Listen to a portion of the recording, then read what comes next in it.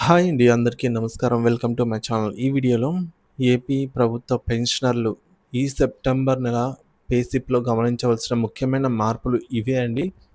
So, దీనికి సంబంధించిన పూర్తి వివరాలైతే వీడియోలో తెలుసుకుందాము. వీడియో అయితే ఎక్కడ గాని స్కిప్ చేయకుండా ఎండ్ వరకు చూసేయండి. అప్పుడే ఇన్ఫర్మేషన్ పూర్తిగా అర్థమవుతుంది. అలాగే వీడియో చూస్తున్న ప్రతి ఒక్కరు వీడియోకైతే లైక్ చేయండి ఫ్రెండ్స్. ఈ వీడియోని తోటి ఉద్యోగ పెన్షనర్ మిత్రులతో అయితే షేర్ చేయండి. కొత్తగా మన ఛానల్‌ని చూస్తున్నవారు ఇంకా ఎవరైనా సబ్స్క్రైబ్ చేసుకున్నట్లయితే వెంటనే మన ఛానల్‌ని సబ్స్క్రైబ్ చేసుకోండి. దీని ద్వారా నేను చేసే లేటెస్ట్ వీడియోస్ అన్నీ మీ వరకు రీచ్ అవుతాయి.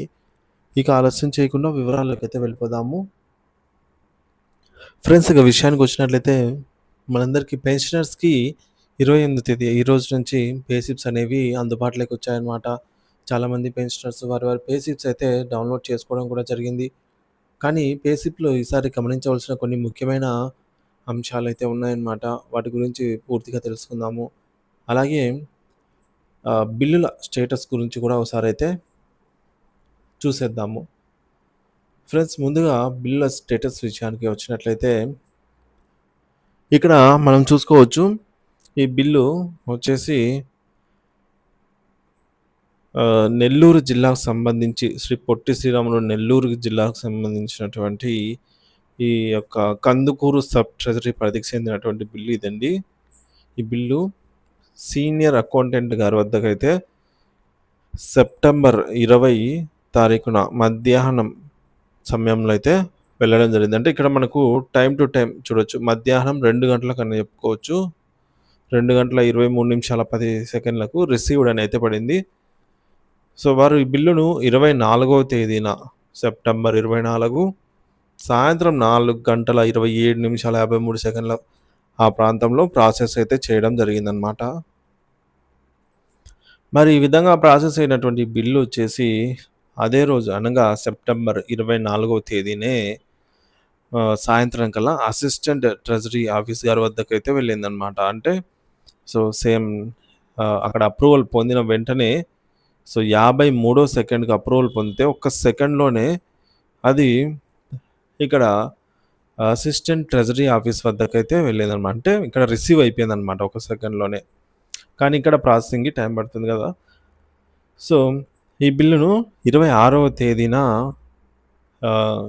6 గంటల సమయానికండి 6 గంటల 7 నిమిషాల 52 సెకన్ల ఆ సమయానికైతే ప్రాసెసింగ్ అయితే చేయడం జరిగింది. ఈ ప్రాసెసింగ్ తర్వాత బిల్ యొక్క స్టేటస్ అయితే చూడొచ్చు. పేమెంట్ పెండింగ్ స్టేటస్ చెక్ చేయగా వెయిటింగ్ ఫర్ ఫండ్ క్లియరెన్స్ స్టేజ్‌లో ఉన్నట్టు చూపిస్తుంది. మరి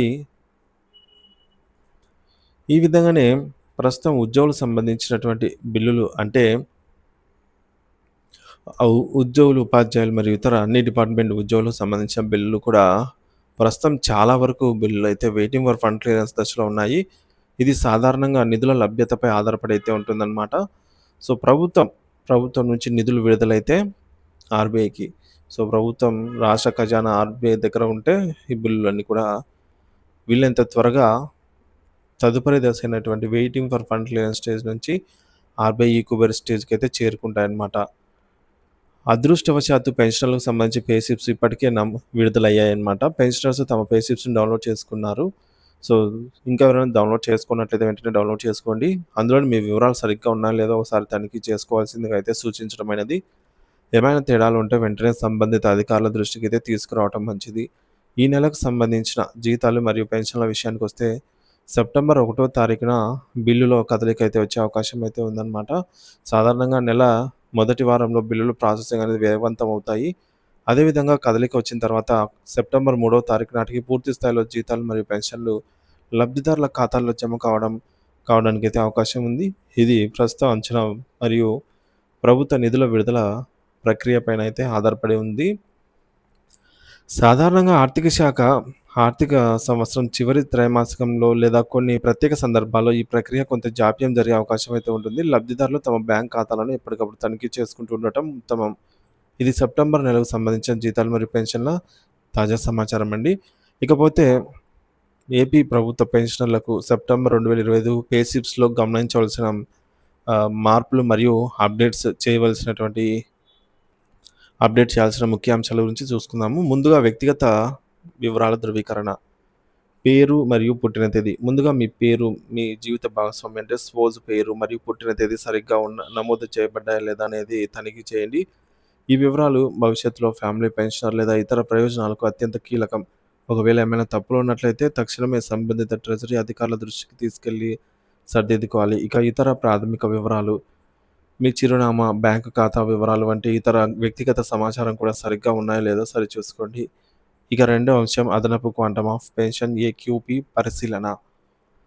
వయసు ఆధారిత ఏక్యూపీ. మీ వయసు 70 సంవత్సరాలు దాటినట్లయితే మీకు అదనపు quantum of pension, additional quantum of pension అందిందో లేదో తనిఖీ చేయండి. ఏక్యూపీ అనేది పెన్షనర్ల వయసును బట్టి వర్తించే అదనపు పెన్షన్ మొత్తం. సో, వయసుని బట్టి ఎంతెంత శాతం వస్తుందనేది ఇక్కడ చూడొచ్చు. అదనపు పెన్షను 70 సంవత్సరాలు దాటిన వారికి 7% అదనంగా అయితే ప్రెజెంట్ వస్తుందండి. సో, ఇదివరకు ఇది 10% అయితే ఉండేది. ఇకపోతే 70 సంవత్సరాల వారికి 12%, 80 సంవత్సరాలు దాటిన వారికి 20%, 85 సంవత్సరాలు దాటిన వారికి 25%, 90 సంవత్సరాలు దాటిన వారికి 30%, 95 సంవత్సరాలు దాటిన వారికి 35%, అలాగే 100 సంవత్సరాలు దాటిన వారికి 50% మేర ప్రెజెంట్ అయితే ఏపీలో అదనపు పెన్షన్ వస్తూ ఉంది. సో, ఏక్యూపీ మరియు డీఆర్. సో, ఏక్యూపీపై అంటే అదనపు పెన్షన్‌పై కూడా డిఆర్‌నెస్ రిలీఫ్ అయితే కలిపి చూపబడుతుందనమాట డీఆర్ కాలంలో. సో, మామూలు రెగ్యులర్ మనకు నెట్ అమౌంట్‌కే కాకుండా మనకు ఈ యొక్క బేసిక్ పే మీదనే కాకుండా అడిషనల్ క్వాంటమ్ ఆఫ్ పెన్షన్ పైన కూడా డీఆర్ అనేది కలపబడుతుంది. ఈ మొత్తం సరిగ్గా కలిసాయా లేదా అనేది నిర్ధారించుకొని ఇప్పటికే అదనపు క్వాంటమ్ ఆఫ్ పెన్షన్ పొందుతున్నవారు ఆ మొత్తం తగ్గిందా, పెరిగిందా లేదా యథాతథంగా ఉందా అనేది పరిశీలించాలి. కొత్తగా అర్హత పొందినవారు తమకు ఏక్యూపీ యాడ్ అయిందో లేదో చెక్ చేసుకోవాలి. ఇక మూడోది ఆదాయపు పన్ను మినహాయింపులు, ఐటీ డిడక్షన్స్. ఆర్థిక సంవత్సరం 2025, 26కు సంబంధించి మీ పెన్షన్ నుంచి ఎంత ఆదాయ పన్ను మినహాయించబడిందో మీ పే స్లిప్‌లో అయితే ఉంటుంది. ఈ వివరాలను మీ వ్యక్తిగత డైరీలో నమోదు చేసుకోవడం మంచిది. కొత్త నిబంధనలు. బహుశా ఈ ఆర్థిక సంవత్సరంలో మారిన ఆదాయ పన్ను నిబంధనల ప్రకారంగా చాలామందికి ఆదాయపు పన్ను మినహాయింపులు ఉండకపోవచ్చని గుర్తుంచుకోవాలి. అయితే మీ పే స్లిప్‌లో చూపించిన వివరాలు సరిపోల్చుకోవడం ముఖ్యము. ఇక కమ్యుటేషన్ వివరాలు, పేమెంట్ మరియు రీస్టోరేషన్ తేదీ. సో, మీ కమ్యుటేషన్ మొత్తం ఎప్పుడు చెల్లించబడింది, పేమెంట్ తేదీ మరియు ఎప్పుడు అది తిరిగి పునరుద్ధరించబడుతుంది, రిజిస్ట్రేషన్ తేదీ అనే వివరాలు పే స్లిప్‌లో స్పష్టంగా అయితే ఉన్నాయి. అది ఒకసారి చెక్ చేయండి. మొత్తం తనిఖీ. మీ కమ్యుటేషన్ మొత్తం మరియు దాని లెక్కింపు సరైన ఫార్ములా ప్రకారం జరిగిందో లేదో గత ఆహ్, తనిఖీ చేయడం అయితే మంచిదనమాట. గత పే స్లిప్స్‌లలో అందుకు. ఇక ఈహెచ్ఎస్ సబ్స్క్రిప్షన్ మరియు డబుల్ డీఆర్. సో, భార్యాభర్తలు ఇద్దరూ ఆహ్, పెన్షన్ పొందుతున్నట్లయితే నిబంధనల ప్రకారం ఎవరో ఒకరికి మాత్రమే ఈహెచ్ఎస్ సబ్స్క్రిప్షన్ మొత్తం రూ. 225 లేదా రూ. 300 వరకు పెన్షన్ నుంచి మినహాయించబడుతుందనమాట ఈహెచ్ఎస్ సబ్స్క్రిప్షను.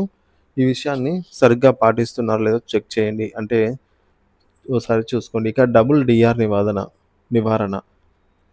మీరు సర్వీస్ పెన్షన్ మరియు ఫ్యామిలీ పెన్షన్ 2 పొందుతూ ఉంటే రెండిటిపై డీఆర్ తీసుకుంటున్నట్లయితే ఏదో ఒక పెన్షన్‌కు మాత్రమే డీఆర్ తీసుకునేలాగా మీ ట్రెజరీ వారికి తెలియజేయండి. లేని పక్షంలో మీ పెన్షన్ నిలిపివేసే ప్రమాదం ఉంది. ఈ విషయంలో అప్రమత్తంగా ఉండాలి. ఇక తదుపరి బేసిక్ పెన్షన్ మరియు డీఆర్ శాతాలు. బేసిక్ పెన్షన్ మీ పే స్లిప్‌లో మీ బేసిక్ పెన్షన్ ఎంత అనేది స్పష్టంగా ఉంటుంది. చెక్ చేయండి. డీఆర్ ఎంత శాతం? ప్రెజెంట్ అయితే స్టేట్ గవర్నమెంట్ స్కేల్స్ పొందేవారికి 33.67% డీఆర్ అయితే ఇస్తున్నారు. సో, అది కలిసిందా లేదా అని చెక్ చేయండి. అలాగే యూజీసీ స్కేల్ పొందేవారికి 46%గా అయితే డీఆర్ చూపిస్తుంది. సో, ఇది కరెక్ట్‌గా ఉన్నాయా లేదా చెక్ చేసుకోండి. మీ శాతాలు మీ స్కేల్‌కి అనుగుణంగా ఉన్నాయో లేదో చెక్ చేసుకోండి. ఇక ట్రెజరీ వివరాలు, ఎస్టీఓ యొక్క డీడీఓ కోడ్. ఈసారి పెన్షన్ పేమెంట్ స్లిప్‌లలో మనం ఏ ట్రెజరీ ద్వారా పెన్షన్ పొందుతూ ఉన్నామో ఆ సబ్ ట్రెజరీ ఆఫీసు ఎస్టీఓ యొక్క డీడీఓ కోడ్‌ను కూడా నమోదు చేయడం మంచిదండి. సో, ఇది పెన్షనర్లకు తమ ట్రెజరీ వివరాలను సులభంగా గుర్తుంచుకోవడానికి సహాయపడుతుంది. ఇక ముఖ్య గమనిక 2008వ సంవత్సరంలో రిటైర్ అయిన కొంతమంది పెన్షనర్ల స్పౌస్ డేట్ ఆఫ్ బర్త్ నమోదు కాలేదని నివేదించబడింది. ఇలాంటి లోపాలున్నవారు వెంటనే తమ పే స్లిప్‌ను తనిఖీ చేసుకొని ఏమైనా వ్యత్యాసాలున్నట్లయితే తక్షణమే సంబంధిత ట్రెజరీ అధికారుల దృష్టికి రాతపూర్వకంగా తెలియజేసి సరిచేసుకోవాలి.